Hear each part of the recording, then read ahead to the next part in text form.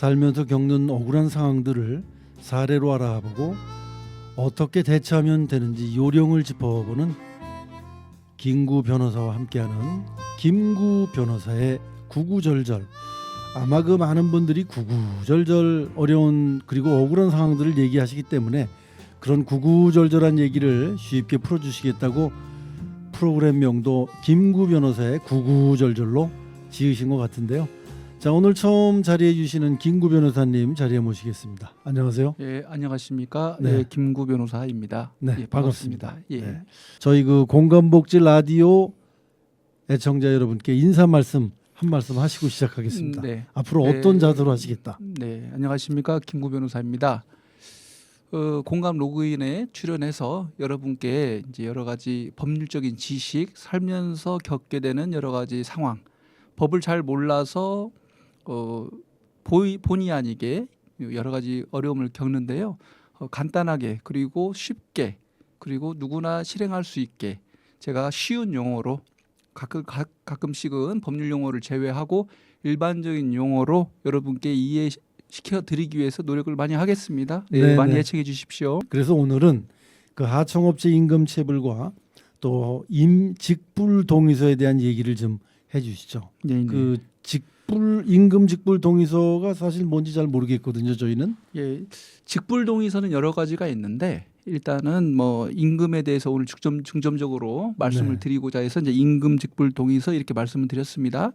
쉽게 말씀을 드리면 우리나라 법에서도 이제 통일되지 않습니다. 용어가. 네. 그걸 알기 쉽게 제가 집을 짓고 싶어요.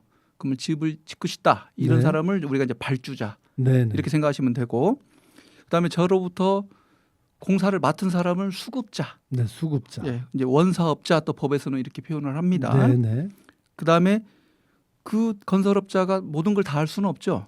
네. 뭐 샤시나 뭐 이런 거 특정 업자한테 또 맡긴단 말입니다. 아니면 용역을 이제 일하시는 분들 네. 이제 그것을 하수급인 이렇게 얘기를 합니다. 네. 수급 사업자 이렇게 네. 말씀을 드리는데 오늘은 간단히 건축을 직접 짓고 싶은 발주자를 A, 네. 그다음에 그로부터 하청을 받은 사람을 B, B. 또 뭐 샤슈나 임금이나 노동이나 이렇게 해주시는 분들을 C 이렇게 하고 말씀을 드리면 좀 이해가 쉬울 것 같습니다. 네네. 자.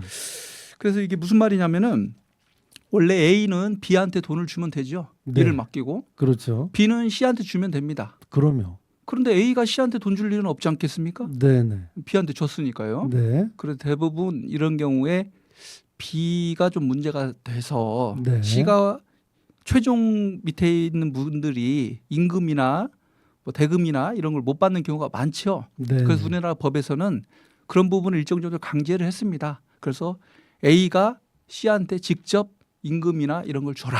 네. 그러면 거기에 대해서 합의를 합니다. 네. A, B, C가. 예. 그래서 그걸 우리가 직불 동의서 합의라고 합니다. 네. 그래서 간단히 말해서 직불 동의서 이렇게 말씀드릴 수 있겠습니다. 예. 네.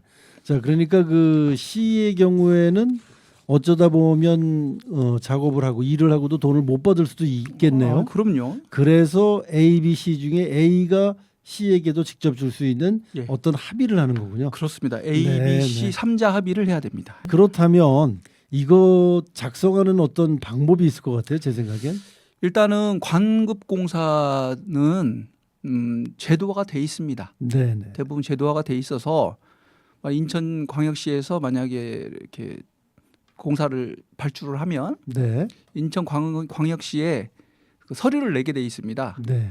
미리 아예 뭐 직불동의해서 인천광역시가 그 노동자들한테 직접 임금을 줘도 된다는 네. 그 하청업체에 그 동의서가 들어가게 돼 있습니다. 네. 이제 그건 차치하고 이제 오늘 말씀드릴 것은 그것보다 더 열악한 상태에 있는 이제 네. 개인과 개인 사이에서 일어나는 일들이 많죠. 네.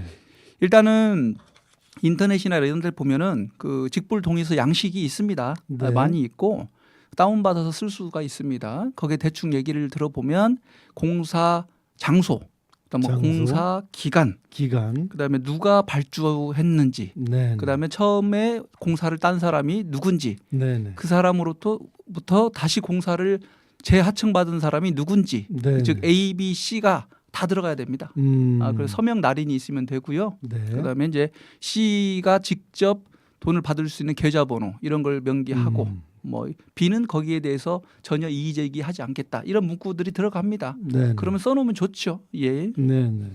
자, 그러니까 법률적으로 지금 말씀하신 대로 하수급을 받는 사람이 이제 하도급 계약 금액, 네. 또 하도급 계약하는 날짜, 네. 공사 기간, 네. 뭐 이런 기본적인 유가 원칙 중에 꼭꼭 필요한 부분은 적어놔야 된다. 가장 중요한 건 날짜입니다. 날짜. 예. 아, 조금 이따 작성 왜 날짜. 중요한지 말씀드리겠습니다. 네네. 예. 자, 그러면 직불동의서를 작성하지 않게 되면은 뭐 보호를 받지를 못하는 겁니까? 그건 그럼? 아닙니다. 아, 그건 그렇습니까? 아니고 우리나라 이제 하도급 공정화에 관한 법률 이렇게 있습니다. 네. 줄여서 우리가 하도급법 이렇게 얘기하면은 네네.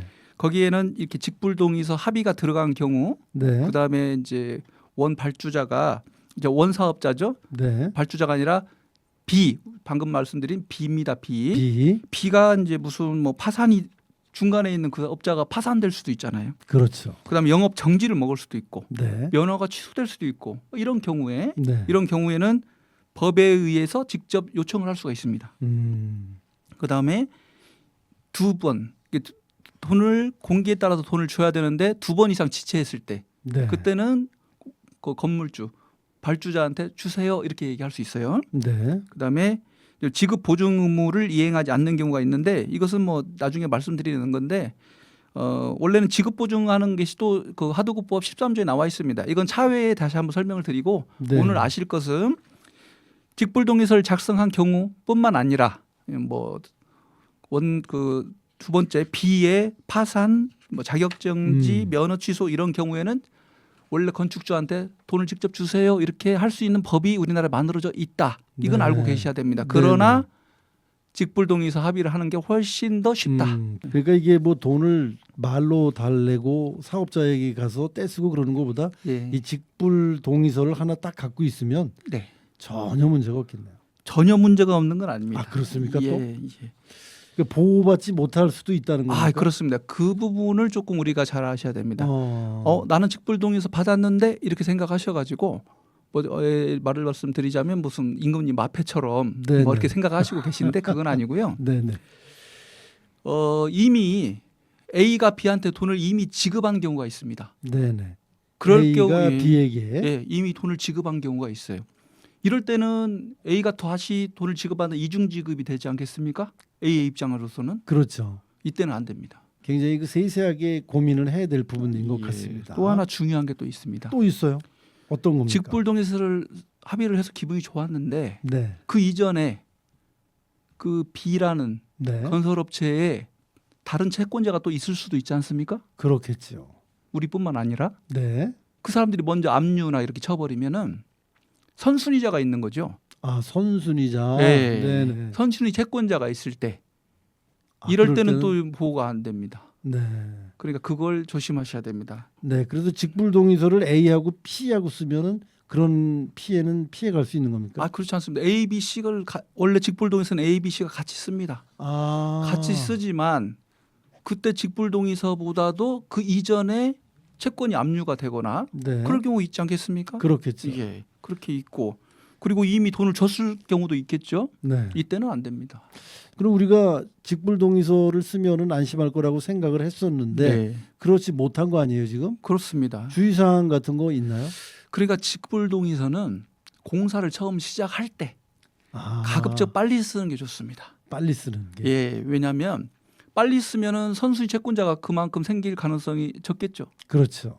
그리고 건축주가 B한테 A가 B한테 돈을 돈을 주기 전일 가능성이 높지 않습니까? 네네. 아예 처음부터 공사 시작할 때 직불동의서를 작성을 하고 그렇게 시작하는 것이 좋을 것 같습니다. 네. 그런데 이제 잘 설득을 시켜야 되는데 네네. 건축주 입장에서도 직불동의서를 빨리 쓰는 게 나쁘지 않습니다. 아, 그렇습니까? 왜냐하면 건축주도 만약에 자기 건축을 했는데 네. 우리 노동하시는 우리 영세한 분들이 자기가 돈은 줬는데 그분들이 돈을 못 받고 있다. 네. 이럴 경우에는 건축주도 마음이 좋을 리가 없지 않겠습니까? 그렇죠. 그러니까 건축주가 그걸 뭐 반대할 일은 없다고 그렇게 봅니다. 그래도 또 다시 한번 주의해야 될 사항들이 있을까요? 예, 있습니다. 아, 또 있어요. 제가 이제 오늘 중점은 우리 대한민국에 사시는 대한민국 국민들뿐만 네. 아니라 이제 외국에서 오시는 우리 해외 동포들 그 중국 동포들 이런 분들이 이제 노동 현장에서 많이 일을 하시죠. 네네.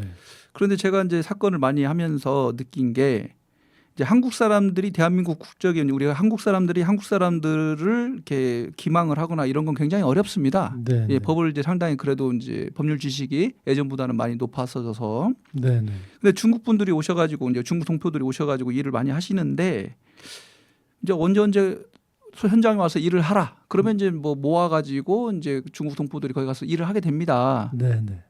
일을 하게 되면 며칠 지나서 갑자기 무슨 계약서를 쓰자고 그래요. 네네. 그러면은 뭐 한국말도 잘 모를 수도 있고 그렇죠. 네. 근데 생전 알지도 못하는 사람이 중간에 딱 껴가지고 그 사람이 중간에 껴서 그 사람과 계약을 하러 이렇게 요구하는 경우가 왕왕 있습니다. 네. 전혀 알지도 못했는데. 예. 그래서 중국 동포들께서는 뭐 계약서를 썼으니 어차피 돈을 받으면 되니까 네네. 뭐 그냥 계약서를 써주는 아무 생각 없이 써주는 경우가 있습니다. 네네. 그런데 이런 경우는 대부분 사기일 가능성이 있습니다. 아 그래요? 예, 그렇습니다. 왜냐하면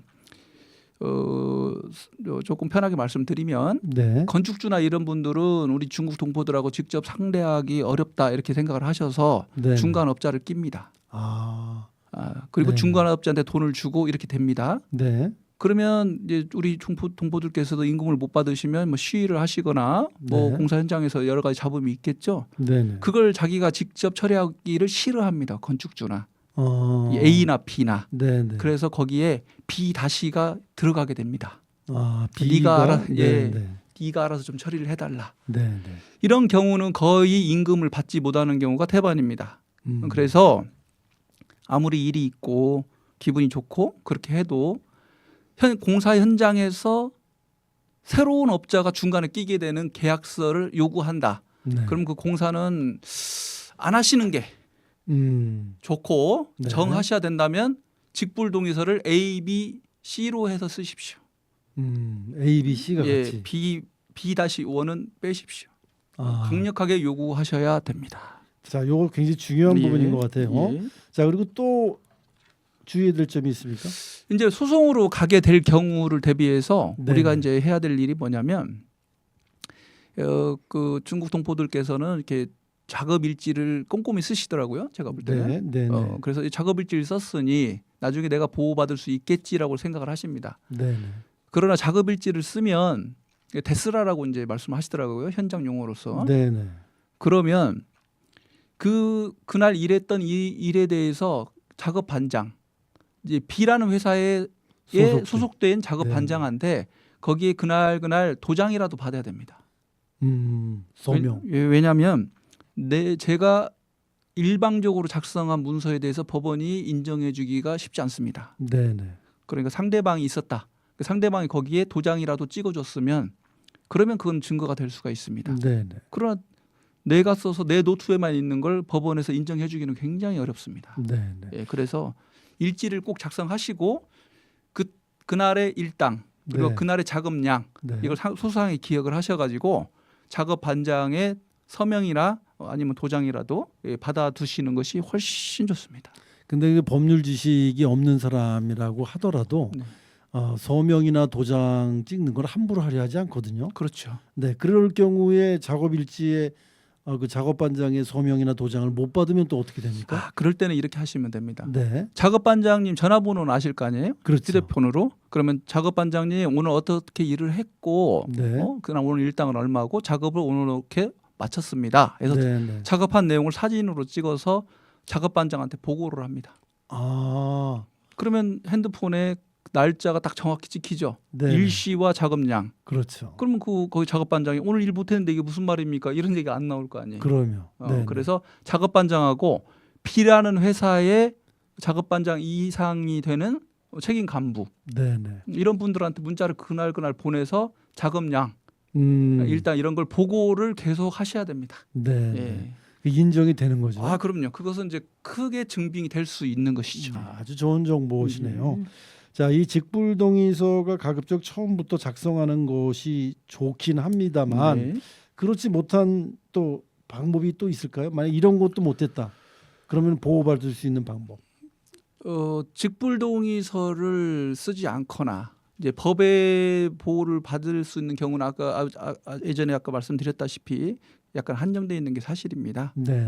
그래서 결국은 임금을 일은 열심히 하고 일을 못 받는 이런 경우가 비일비재하고 네. 특히 우리 죄지용 동포들 네. 이분들이 법의 사각지대에 놓여 있는 경우가 많습니다. 네. 네, 그래서 우리나라가 이제 어떻게 보면 그 임금 노동자들에 대해서 법을 많이 만들어서 보호를 많이 했습니다. 예, 법이 잘 돼 있습니다. 네. 그러나 법의 사각지대에 놓여 있습니다. 네. 노동청이나 뭐 근로감독관이나 이런 분들도 약간 보이지 않는 차별이 없지 않아 있겠다라는 생각도 많이 해봤습니다. 그래서 네. 미리미리 직불동의서 하나 요구하는 게 그렇게 어려운 일은 아닙니다. 네. 예, 그러니까 가까운 데 가서 상담 좀 받으시고 무료 상담하는 데도 많고 네. 인터넷에도 양식이 있으니 네. 꼭 서면으로 받아주시기를 바랍니다. 네. 자, 오늘 그 김구 변호사님이 결론을 다 지어주셨는데 이도저도 안 되면 확실하게 무조건 뭐 철저하게 법률적인 지식을 몰라도 직불동의서 네, 무조건 그것만 하나 확보를 해 놓으시면 예,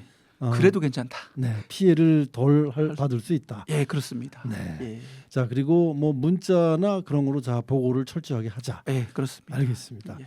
자, 김구 변호사님과 함께 마련을 해드렸던 공감복지인천 오늘의 공감 로그인 김구 변호사의 구구절절 오늘 이렇게 나와주셔서 함께 해주셨는데 다음 주에는 또 어떤 얘기를 좀 해주실 예정입니까? 오늘은 이제 중국 동포들이나 이분들의 임금 문제 때문에 이제 직불동의서라고 제가 주제를 정했습니다. 네. 근데 다음 시간에는 그분들뿐만 아니라 우리나라 국민들 전체를 대상으로 지금 가장 문제가 되고 있는 다단계 펀지 사기. 다단계 펀지 사기. 예, 그 부분에 대해서 예방법, 네, 판별법 네. 이 부분에 대해서 소상히 구구절절 말씀 올리겠습니다. 네, 예. 고맙습니다. 예. 오늘 자리해 주셔서 감사합니다. 예, 감사합니다. 네, 다음 주에 뵙겠습니다. 예, 고맙습니다.